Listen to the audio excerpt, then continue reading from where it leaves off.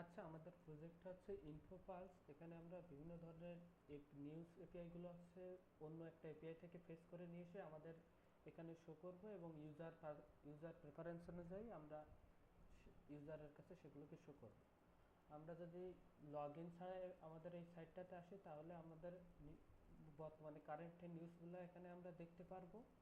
এবং আমরা যদি লগ ইন করি তখন হচ্ছে তখন ইউজারের প্রেফারেন্স অনুযায়ী এই নিউজগুলোকে আমাদেরকে শো করবে। আমরা যদি সাইন ইন করি, তারপরে আমরা যদি কোনো সাইন ইন করার পরে আমরা এখান থেকে আমাদের ফেভারিট টপিকগুলোকে এখানে সিলেক্ট করতে পারবো, এবং সিলেক্ট করার পরে পরে আমাদের এখানে নিউজগুলো সে এই সিলেক্টেড টপিক অনুযায়ী আসলে শো করবে। কিন্তু এখানে এখানে আসলে রিকমেন্ডেশন সিস্টেমটা আমাদের ফুললি এখনো কমপ্লিট হয় নাই। আমরা ব্যাকএন্ডটা তৈরি করে ফেলছি, এবং সেটা আসলে এখান থেকে কানেক্ট করতে এখনো বাকি আছে।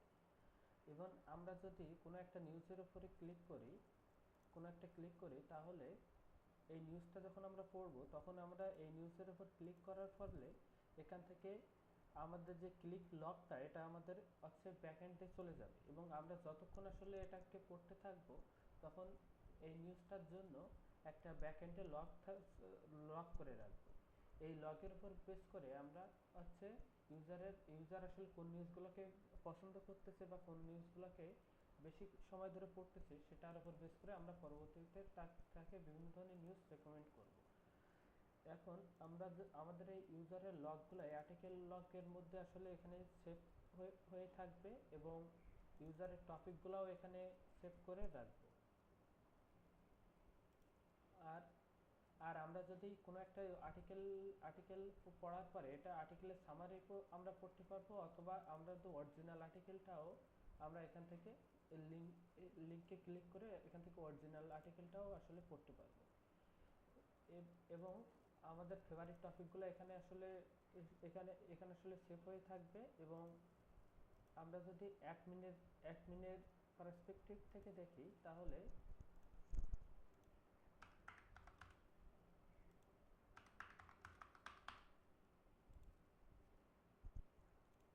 অ্যাডমিনের পার্সপেক্টিভ থেকে দেখি, তাহলে তাহলে অ্যাডমিনের ক্ষেত্রে একটা অ্যাডমিন ড্যাশবোর্ড থাকবে, এবং অ্যাডমিন ড্যাশবোর্ডের এখানে টোটাল ইউজার ইউজারদের একটা লিস্ট দেখাবে। আমরা যদি কোনো ইউজারকে আসলে এখান থেকে বের করে দিতে চাই, তাহলে আমাদেরকে এখান থেকে ডিলিট করে দিতে পারি।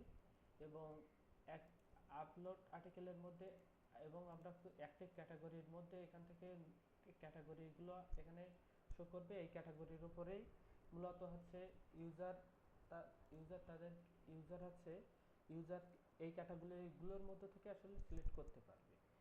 এবং যখন সার্চ করবে, তখন আছে নিজস্ব কিওয়ার্ডের উপরে বেস করে সার্চ করতে পারবে।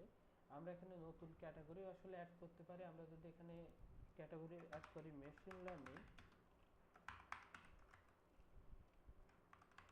দেন আমাদের এখানে নতুন একটা ক্যাটাগরি আসলে অ্যাড হয়ে যাবে। এটা আসলে সমস্ত ইউজার আসলে এটার উপরে সিলেক্ট করতে পারবে। এবং আপডেট আর্টিকেল, এই আর্টিকেলটা আমরা এখানে আসলে ফ্রন্ট এন্ড ফর্মটা তৈরি করা হয়েছে, কিন্তু এটা ব্যাক এন্ডের সাথে কানেক্ট করার জন্য এখনো এপিআইটার মধ্যে কিছুটা প্রবলেম আছে, এটাকে আমরা ফিক্স করব।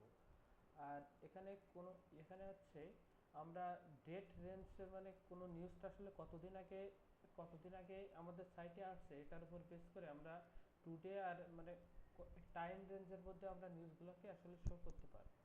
কিন্তু এখানে আসলে আমাদের নিউজগুলো আসলে সবগুলা নিউজই আসলে এখানে দেখাচ্ছে, কিন্তু আমরা একটা রেকমেন্ডেশন সিস্টেমের মধ্য দিয়ে আনার জন্য আমরা এখানে আসলে রেকমেন্ডেশন এপিআই গুলো এখানে আসলে বিল্ড করে ফেলছি, কিন্তু এগুলো আসলে কানেক্ট করা হয়নি। মানে সার্ভিসের ফ্রন্ট এন্ডের সাথে এটা আসলে এখন কানেক্ট করা হয়নি। এটা একটা আমাদের এখনো কানেক্ট করতে হবে।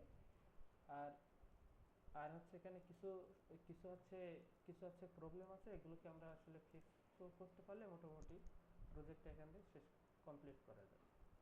Thank you.